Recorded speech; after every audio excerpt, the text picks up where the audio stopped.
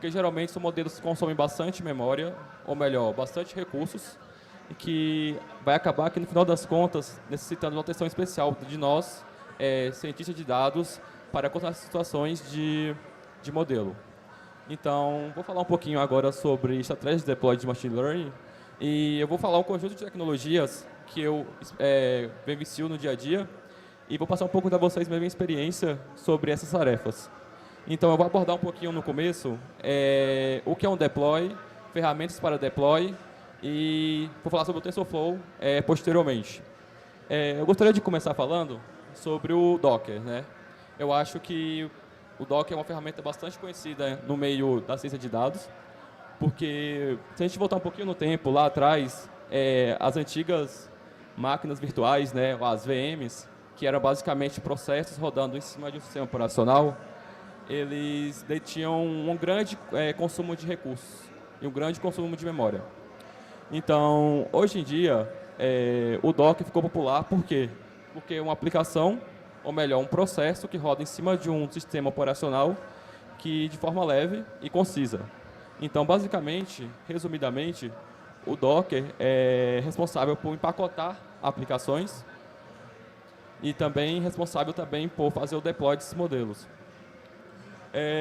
O Docker, a gente pode citar ele como uma plataforma de containerização e um período de execução, que vai ajudar no desenvolvimento e na criação de containers nesse cenário específico de modelos de Machine Learning, né? E um container é basicamente um processo que roda em cima de um sistema operacional. E isso que é a estrutura básica de um Docker. Ele roda em cima de um sistema operacional e em cima você vai ter sua aplicação. É algo leve, geralmente, contido com bibliotecas ou também com as livrarias também. Você pode ter no seu sistema Docker também outros tipos de aplicações, só que se a gente for voltar um pouquinho para a parte de Kubernetes, porque hoje em dia o Docker e o Kubernetes andam praticamente juntos, né? Como eu posso falar sobre isso? Um Kubernetes é um modelo desenvolvido pelo Google que ajuda e auxilia no deploy de modelos de Machine Learning. Então, digamos que eu tenha, sei lá, 500 containers rodando. Como eu vou gerenciar isso? É aí que entra o Kubernetes. O Kubernetes entra como gerenciador de containers, que vai ajudar a facilitar essa questão de gerenciamento de containers, né? Então, o Kubernetes, digamos que eu tenho 100 containers rodando e um deles cai. O Kubernetes vai ser responsável por pegar esse modelo e subir novamente, evitando que o sistema, nesse caso o modelo, fique fora do ar. Ou seja, a gente chama isso de auto-scaling, né, dentro do Kubernetes, que é responsável por pegar, subir a aplicação, verificar os recursos e depois subir a aplicação, fazendo com que ela volte à sua normalização da sua atividade. Então, podemos fazer o seguinte: podemos dizer que aqui temos os containers rodando e em cima tem o meu Kubernetes gerenciando tudo isso. Não só gerenciar a parte de auto-scaling, mas pode gerenciar também a parte de recursos, a parte de segurança e a parte também de serviços, né? Quando eu tenho um container e jogo ele para o Kubernetes, a gente chama ele de pod. O pod, na verdade, é a primeira camada do Kubernetes, que a gente pode ter um ou mais containers rodando, mas geralmente eu uso pelo menos um container dentro de um pod, né? Então, eu pego o meu Docker, meu container, e vou jogar para o meu Kubernetes. A partir daí, meu Kubernetes vai tomar a frente e vai poder gerenciar toda essa parte de recursos, memória e a parte também do auto-scaling. Então, até agora, a gente viu a parte de Docker e container, né? Que são ferramentas responsáveis para fazer o deploy de modelos de Machine Learning, não só de Machine Learning, também de outras aplicações no dia a dia. Porém, o foco aqui hoje vai ser falar sobre o deploy de modelos de Machine Learning. Mais na frente, eu vou dar uma visão geral sobre como a gente vai fazer isso de uma forma mais prática e que podemos economizar recursos. Bom, outra ferramenta que eu quero falar agora é do Harbo, né? O Harbo, ele funciona como registro de um código, ele é código aberto e ele funciona basicamente como um registrador de imagens. Se eu fazer um comparativo, um paralelo, a grosso modo, poderia dizer que o Harbo seria um GitHub, só que para imagens. Uma imagem, basicamente, é um container que você vai subir na sua máquina. E lá você, com a ferramenta do Harpo, você tem toda a forma de gerenciar a sua imagem. Ele é responsável também por validar, responsável também por cuidar da parte de segurança. É muito importante. Se ele ver e identificar que há riscos ao um container, por exemplo, infectado com algum vírus, ele não vai subir o container. Ou seja, o Harpo ele entra nesse ecossistema de deploy como uma fonte de armazenamento de imagens e gerenciamento. Essa imagem aqui, a gente pode ver que a gente tem uma interface do Harpo. Digamos que eu tenho as minhas imagens aqui, aqui em cima, e aqui eu posso até verificar a vulnerabilidade da minha imagem. Então, é uma interface super simples de usar e que atualmente eu uso ela nos meus projetos. Tanto que eu posso criar outros projetos, posso deixar mais organizado toda a minha infraestrutura a partir do Harpo. Mas como que o Harpo conecta no meu Kubernetes? Bem, quando a gente faz um deploy de modelo, a gente usa geralmente o arquivo YAML, que a grosso modo é um arquivo semelhante ao JSON, que a gente coloca algumas configurações nesse arquivo. O Harpo vai gerar para mim um URL, que eu possa colocar no campo imagem, vocês podem ver aqui. E nesse caso, essa imagem vai ser puxada diretamente do Harpo no momento que eu fazer o meu deploy. Então, eu tenho o meu container, eu crio a minha imagem e subo o meu deploy através do Kubernetes e pego a minha imagem que está armazenada no Harpo e coloco ele no meu cluster para rodar. Então, até agora, a gente viu a parte de containers, a parte de Kubernetes para tirar os containers e o Harpo, que armazena todas as imagens, todos os meus containers para fazer deploy posteriormente. Então, a gente pode passar para o próximo passo, que vai ser a parte principal que eu diria da palestra, que é o TensorFlow. O que é o TensorFlow? Basicamente, o TensorFlow é um framework desenvolvido pelo Google, do time do Google Teams Brain. Ele inicialmente foi desenvolvido para o Google para fazer aplicações de machine learning, de conhecimentos de redes neurais, e o foco dele foi facilitar o processamento paralelo em GPUs, que, como eu falei anteriormente, o processamento de memória de GPUs é algo muito crítico hoje em dia. Porque se você não tiver cuidado, não souber lidar com os recursos, a memória pode exaurir do seu cluster Kubernetes e acabar que sua aplicação fique fora do ar. Então, o TensorFlow ele é voltado para a parte de recursos e para a parte também de... ele veio com a proposta de facilitar o processamento de modelos, né? Digamos assim. Então, digamos que eu tenho a minha aplicação lá, bonitinha, rodando, sei lá, algum modelo de machine learning, de visão computacional, por exemplo, e eu tenho por trás dele o TensorFlow, que ele pega a camada de redes neurais. Então, eu vou pegar o meu TensorFlow e eu vou poder fazer com ele várias operações paralelas, que eu vou explicar mais à frente o conceito de operações paralelas. Mas, a priori, eu queria que vocês entendessem um pouco do conceito do TensorFlow, né? Ele também é responsável também para gerir um sistema mais eficiente. E aqui mais à frente eu vou mostrar um pouquinho sobre o que é um tensor. Bem, o TensorFlow, como o próprio nome já diz, é um fluxo de tensores. Mas o que é um tensor? O tensor, basicamente, é uma matriz multidimensional. Como a gente já viu, quem fez a faculdade de programação, TI, são matrizes, né? Basicamente isso, é um vetor, que é a entrada, é um dado desses vetores. E quanto mais vetores a gente tem, a gente vai partir também para a parte das dimensões. Um tensor pode ter uma dimensão, 6 dimensões, enfim, infinitas dimensões. Quanto mais dimensões o tensor tem, mais complexo é o processamento do tensor. Ou seja, mais se faz necessário o uso de GPUs para processamento paralelo. Então, digamos que eu tenho um tensor de 3 dimensões, ele vai executar relativamente uma carga pesada de processamento, e que aí vai ser necessário eu pegar e desenvolver uma estratégia para que essa rede neural minha seja exposta de uma forma mais, como eu posso falar, mais leve possível, né? Porque, como a gente pode ver aqui, com 6 tensores, a rede neural vai crescendo absurdamente e, consequentemente, o processamento dela vai ficando mais pesado. Então, é aí que entra uma parte muito importante, que foi o Keras, né?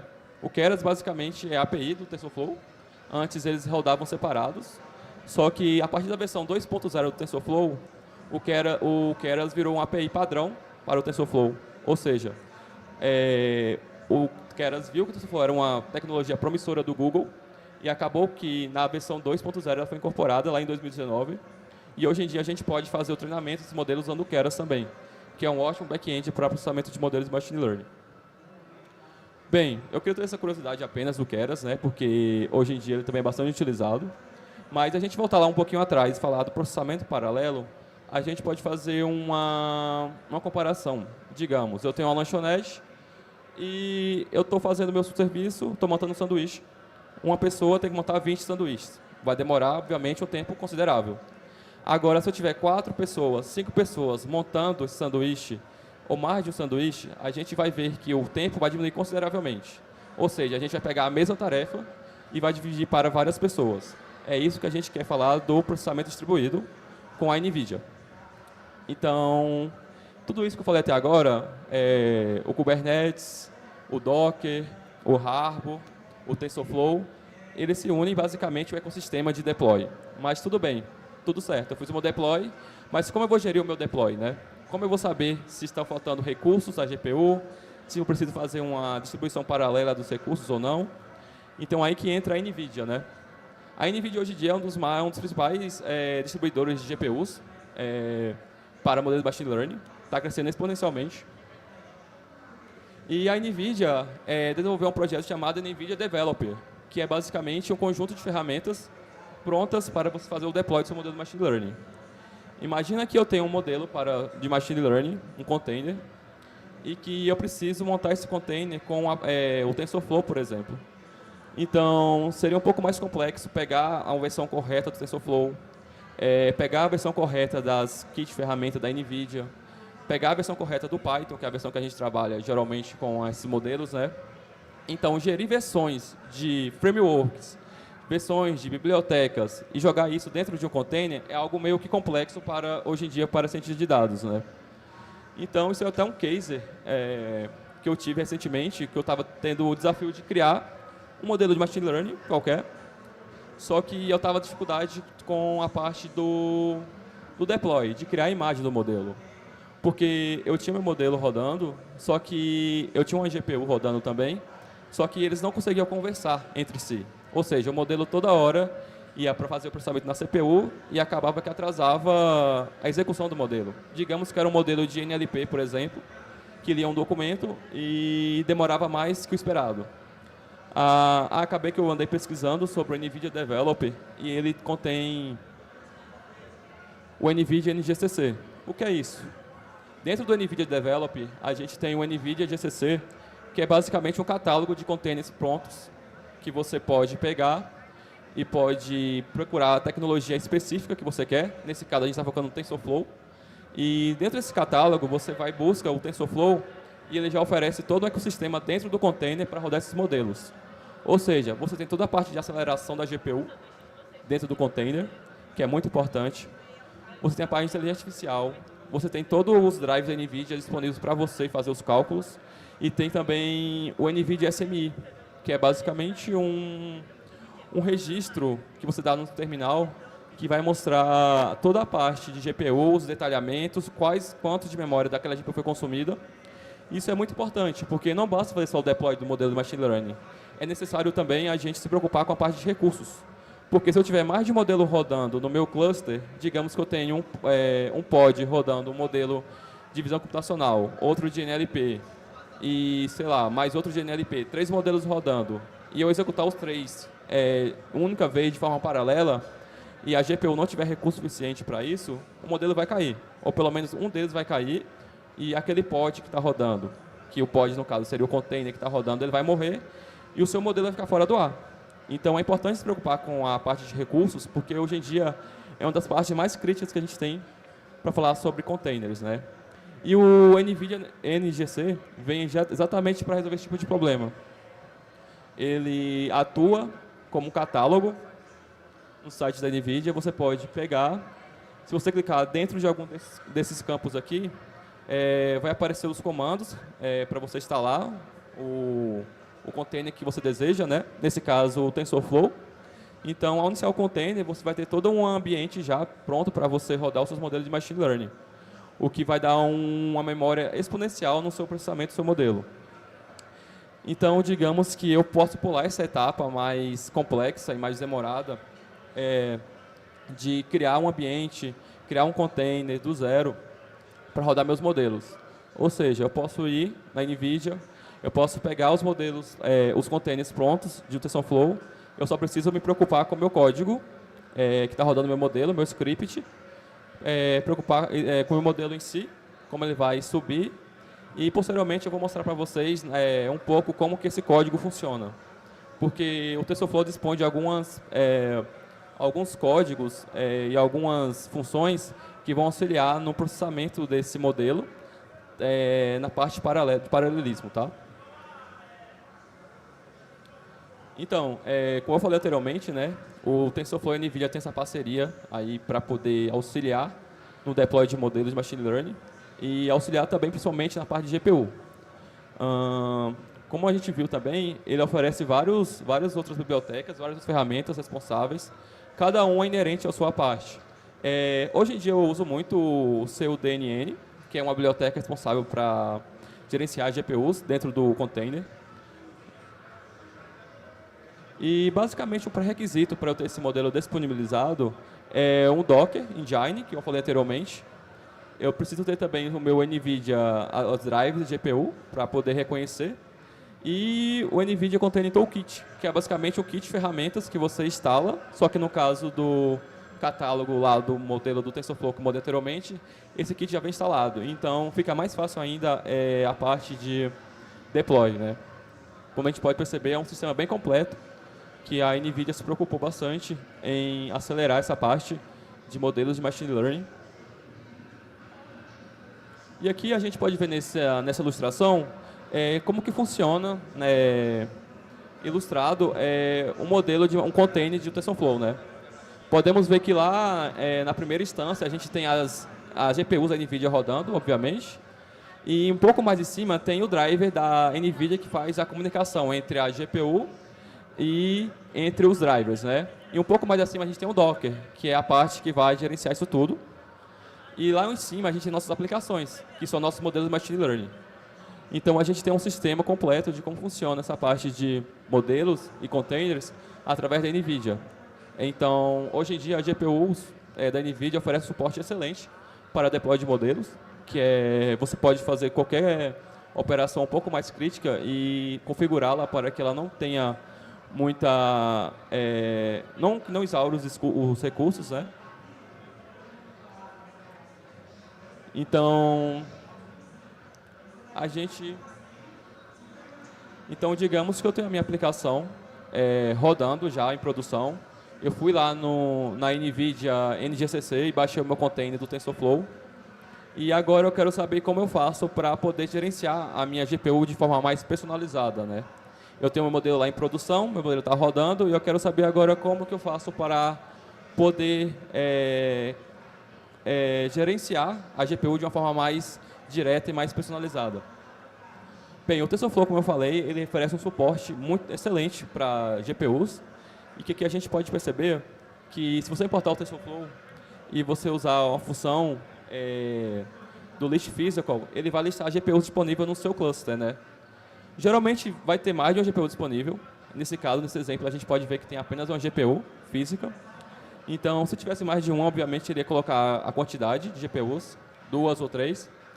Então, podemos perceber que é o primeiro passo para você poder identificar e saber se a GPU está disponível na sua aplicação, né? Então, se acabar que você rodar esse código e não retornar nenhuma GPU, você tem que ir atrás de um debug, né, para ver o que está acontecendo. Se tem algum problema, alguma falha no seu deploy que não está fazendo com que a GPU conecte-se com o TensorFlow. Limitando o crescimento de memória da GPU. O que isso significa? Igual eu falei anteriormente, a nossa preocupação principal hoje em dia com o deploy de modelos de Machine Learning é poder gerenciar a memória o mais próximo possível. O que isso quer dizer? Eu ter a possibilidade de, dentro do meu código, poder limitar o crescimento da memória e poder também ter todo um artefato para poder gerenciar essa memória. Por exemplo, eu não quero que a GPU consuma mais de 1 GB no momento do processamento.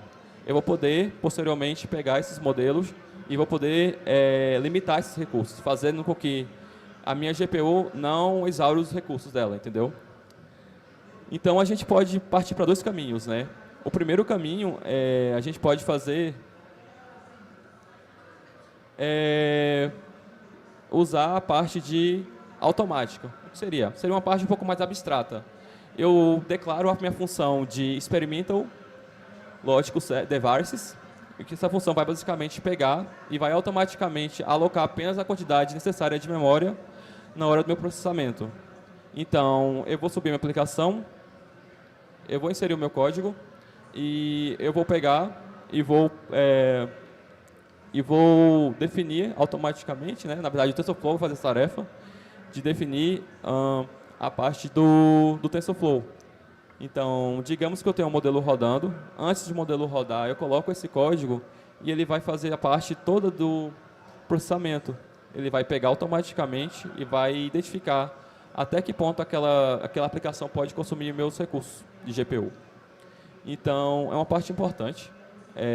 Porém, caso eu queira ter ainda mais uma visão mais próxima de controle de GPU, eu posso também usar um segundo método, que é configurar exatamente a memória que eu quero que aquela aplicação gaste no processamento.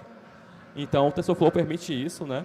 Ele tem mecanismos bastante sofisticados para a gente poder pegar, e podemos também pegar e ver como que essa aplicação vai rodar, limitando a memória manualmente. Que, diferente do primeiro caso que eu mostrei, né? Que ele vai crescer e ele vai puxar a memória. Nesse caso, eu posso pegar a minha GPU, se vocês pudessem ver aqui do lado, né? Eu estou apenas colocando como giga. Eu estou definindo manualmente quanto de memória eu quero que aquela GPU gaste. Então, o TensorFlow permite isso. Ele permite que a gente possa fazer uma análise mais complexa do código. Ou seja, eu tenho aplicações 5, 6, 7 modelos rodando e eu quero poder manualmente configurar essa memória. Eu posso fazer isso através do TensorFlow. Ele é muito poderoso.